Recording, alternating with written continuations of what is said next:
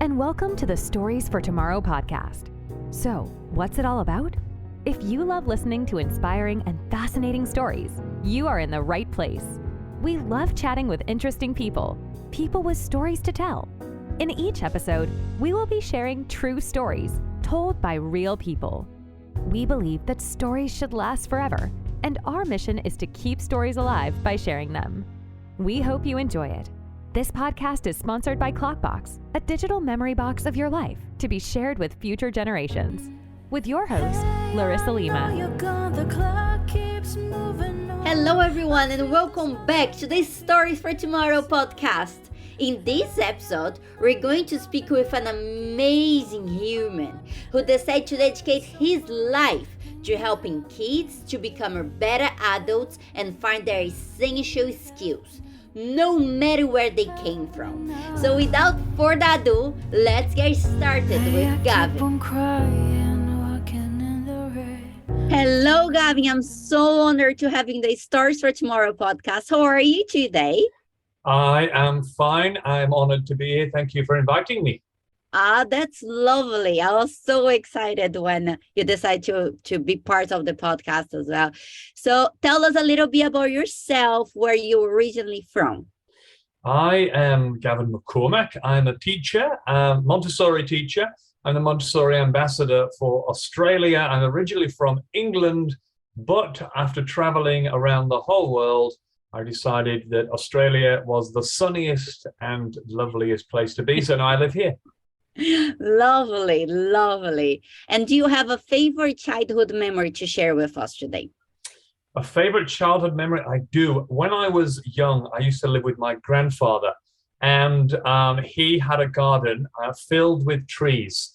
And every day we'd go into the garden and we'd feed all these birds that didn't exist. They weren't there. We'd feed them. And suddenly, out of nowhere, out of the sky, hundreds of birds would appear every single day and start to roost in these trees. And it was like we could attract nature in the middle of a city but just by clicking our fingers. And I remember it so vividly that it was so easy to get nature to come to you. You just needed to be kind. And we did it every single day for about 5 years. Oh, wow. That sounds so cool. And you actually learn about the birds and feeding them. That's so interesting. It was very cool. That's so nice. So speaking about childhood, we can go straight into your passion for kids and education.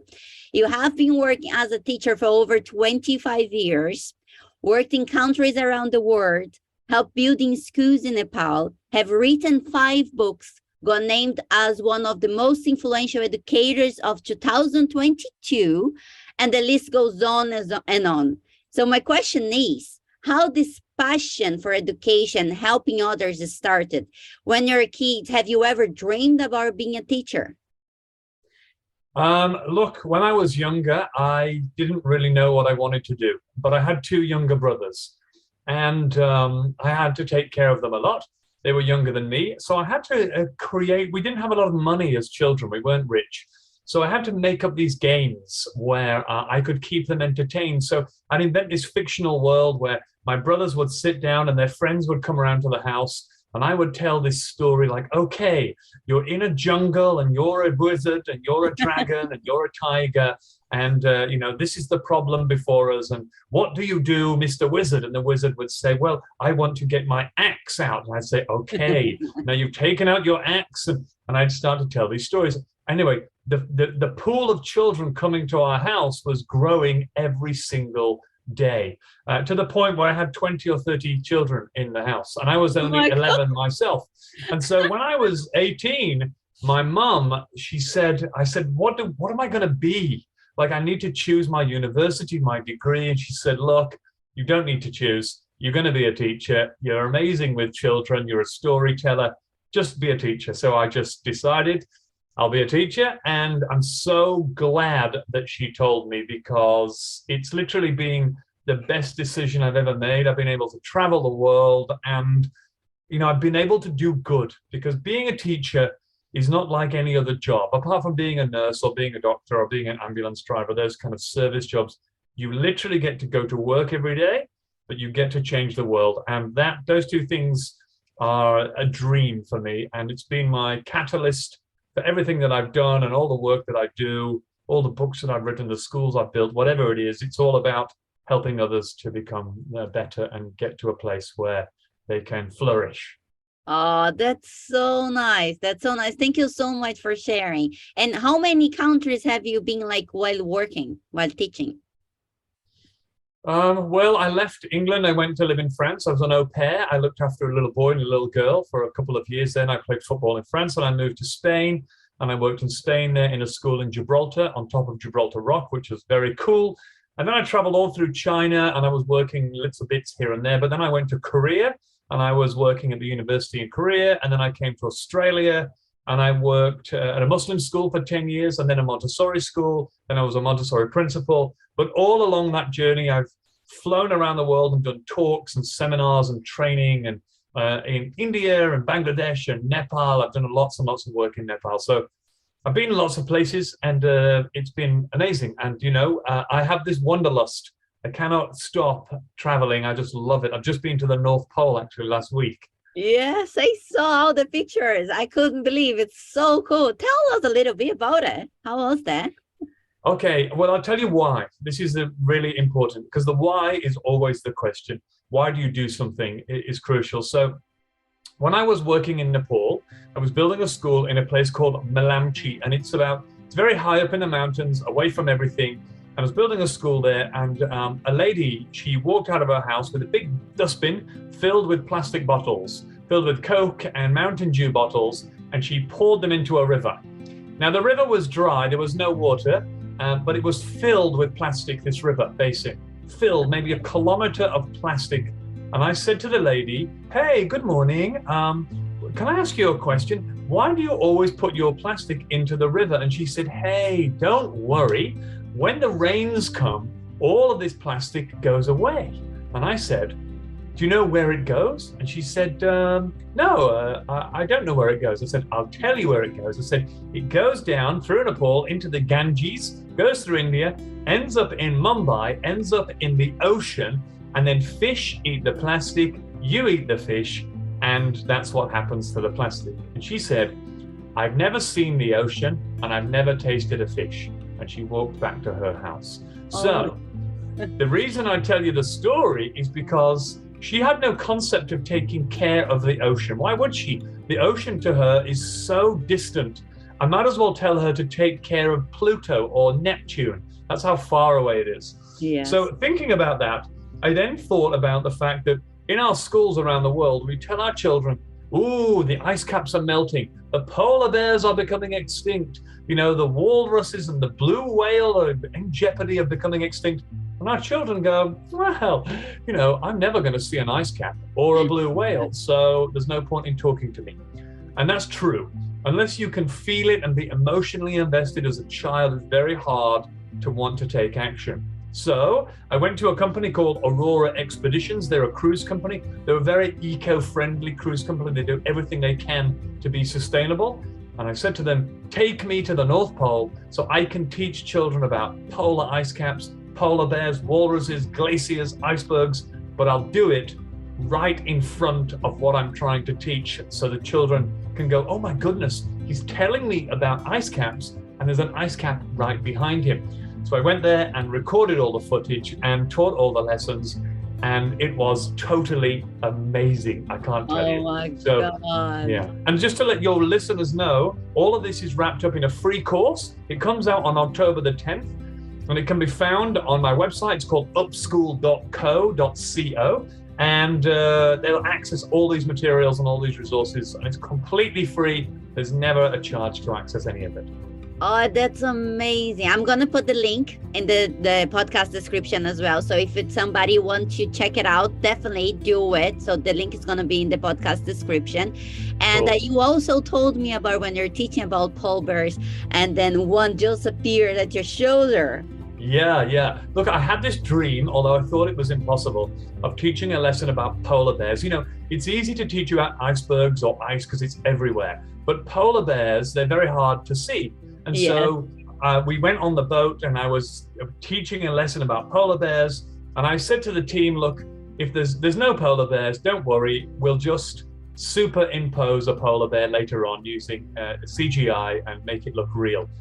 But as we drove out there was just a polar bear, 700 kilograms, huge polar bear, right on the ice, right behind me. And I got to teach the lesson like, hello, everybody, we're going to be learning about polar bears. And look over my shoulder, there's a polar bear right there. And it was mesmerizing. I can't tell you how good the feeling was.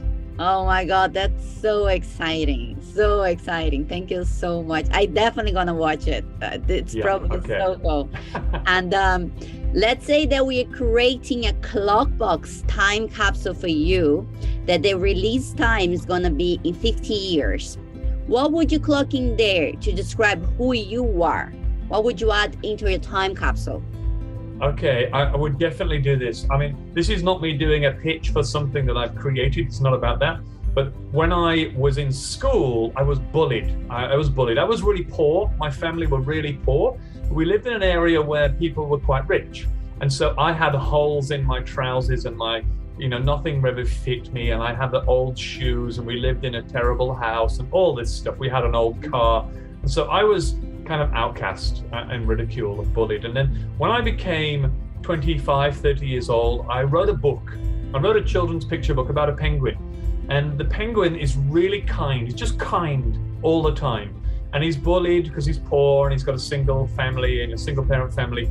And in the end, his kindness serves him very well. And he ends up finding this beautiful penguin of his dreams when he's going to the mating colony. That everybody wants to marry her, but they go to her with the wrong gifts. He goes with kindness and they go with these shiny stones, which is what penguins actually do when they're breeding.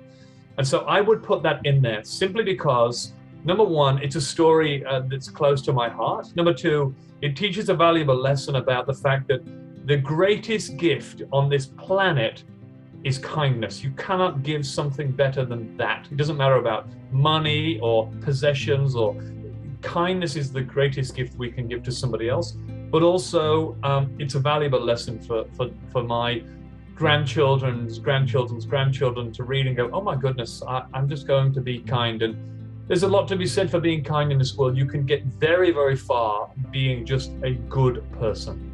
Definitely. That's so nice. Definitely 100%. And do you think like the book describes in a way who you were in your childhood? 100%. The penguin is me.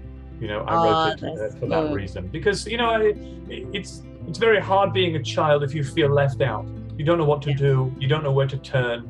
I wasn't bullied violently, but there's another kind of bullying where, they're choosing a team and you're the last one, or there's a birthday party, you're not invited, And so, it doesn't feel good to be ostracized or outcast like that. And there's an important lesson for those people also who are thinking about leaving somebody else out to say, hey, maybe we shouldn't do that. It's not a very nice thing to do. It doesn't feel good. It doesn't feel good to commit that. And it doesn't feel good to receive it. 100%, definitely 100%. And whose time capsule would you like to receive or have received if you're somebody that passed away already? Oh, that is a very, very good question. Would you like to pass on your legacy and never be forgotten? Download an easy guide on how to create a digital time capsule from this podcast's description and save your memories forever for future generations. This podcast is sponsored by Clockbox, a digital memory box of your life. Look, I am a Montessori teacher. And so I would love to know what Maria Montessori would have left in her box, because I am in awe of this lady. I did a diploma in Montessori and an early childhood diploma. And someone who had that much dedication, I don't know if you know about her, but basically she was working in the favelas and the shanty towns in the areas where children were the poorest of the poor. And she simply observed them and she saw the skills that they had. It wasn't the possessions or the knowledge or the tests or the scores or the percentages. She observed them looking for skills. And we forget that these skills are really important today. And I would love to know what her drive was, because she was also friends with Mahatma Gandhi. She gave her entire life to education. And, I'm a Montessori teacher now thanks to her, and she is a role model to lots of us. So I would love to see what she would have put inside, of course, because that would be some of the secrets to the questions that I've never had answered. Amazing. That's a very good choice. Very nice. Thank you. Well, I've read so many of her books and I've quoted her so many times that I'd love to know what the secrets to her motivation were.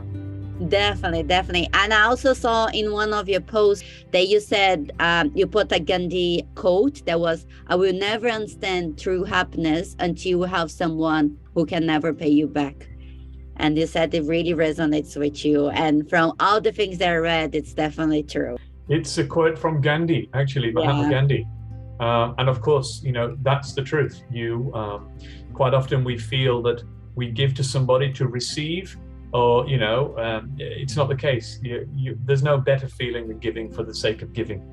And unless you do that, you don't understand how that feels. And when you discover it, I'm lucky I discovered that. And every teacher out there knows this. You go to school, you do your planning, your preparation, you set up the classroom, the kids come in, they do their work, they work really hard, they're happy, they're having fun, they're smiling, they're safe, they're comfortable, and then they go home. And then they graduate and off they go into the world and you never see them again. You don't know what's happening, but you've helped them along their way. You've been their guide. And then it's almost like Gandhi said, that's true happiness. Just knowing that these wonderful human beings are going out into the world is enough. That's so nice. And you also mentioned to me that you wrote a book for parenting now, because you have written for kids before. Why did you decide to do the shift for parenting now? Well, I was asked to be the Montessori Ambassador for Australia, and which was quite a real honor for me, because there are many people who are more qualified in terms of experience in Montessori. And so I was a school principal for 4 years, running a Montessori school. So I'd talk to parents every single day about how to deal with your child and what to do about getting confidence going and all this stuff. And I started writing them down. And after a while, I realized, goodness me, I've written down hundreds of these bits of advice that I've given to parents. I thought, why don't I just write a book on all these things? So I set a task of writing a book, and I've just published it this year in January. It's called The Potential in Every Child, and it's basically a parent's guide to allowing your child to become confident, independent, resilient, persistent, determined, empathetic, but within the realms of your house. And you don't need to do anything apart from just live your normal life, but looking in different areas of how you practice the act of parenting. And I think it's wonderful. It's actually on the bestsellers list at the moment on Amazon, so your listeners can find it everywhere. But it's not about the money or anything. It's beautiful to know that families out there will be able to go, I understand what's happening now. I've got the keys to get my child to become confident or independent or whatever that looks like. Amazing. Thank you so much, Gavin. I can also put the link in the description. So if anyone that has interest in to check it out, the book, definitely, I would strongly recommend. And it's going to be in the podcast description as well. Thank you so much. Just one final question for you before we wrap it up. What would you say it was the most important thing that you've learned in life? In my life, the most important thing that I have learned in my life is that you must trust your instinct. You must go with your gut feeling, because I'm the kind of person who has done lots of things and been to lots of places and tried everything you can try. Literally everything. If someone puts it in front of me and says, would you like to do this? Whatever my instinct says, I go with that. And there have been occasions when I have gone against my instinct. I've got this really old car, and I love it so much. It's 1974. It's a very old car, but I love it. It's my thing. I just love it. It's beautiful. I've had it for a long time. And one day I was parking it on a street, and I parked it. And as I parked it, something inside me said, don't park it here. Move it. Move it. And I just thought to myself, don't listen. Get out of the car and go to school. It's totally fine. At the end of the day, I came out and somebody had crashed into my car. Oh my God. And they smashed the side off and the mirror was on the ground. And I said to myself, God, I should have listened to my instinct and moved it when I knew it. And that's just one example, but that has happened many times. And I would say, go with your instinct and be confident about your decision. Because once you decide, then you just put all in and go for it. Because there's no point in loitering in the past. The past doesn't exist. The future is a fiction of your imagination. You just go with what's happening right now before you, and usually it works out. Amazing. Thank you so much. It was an honor for me, Gavin, to get to know you a little bit better and understand more about your story and sharing your wisdom in the Stories for Tomorrow podcast. It was an honor. Thank you. It was also my honor to be on your podcast. And if your listeners want to find anything else about me or have any resources or teaching resources, parenting resources, they can find it on my blog, gavinmccormack.com.au. Everything is free, and they can take whatever they like. Thank you. Thank you so much. Have a great day. You too. Bye. Bye. Thanks so much for tuning in to this episode of Stories for Tomorrow. If you're enjoying the show, please feel free to rate, subscribe, and leave a review wherever you listen to your podcasts. This podcast is sponsored by Clockbox, a digital memory box of your life to be shared with future generations. Thanks again for tuning in, and we'll catch you in the next episode.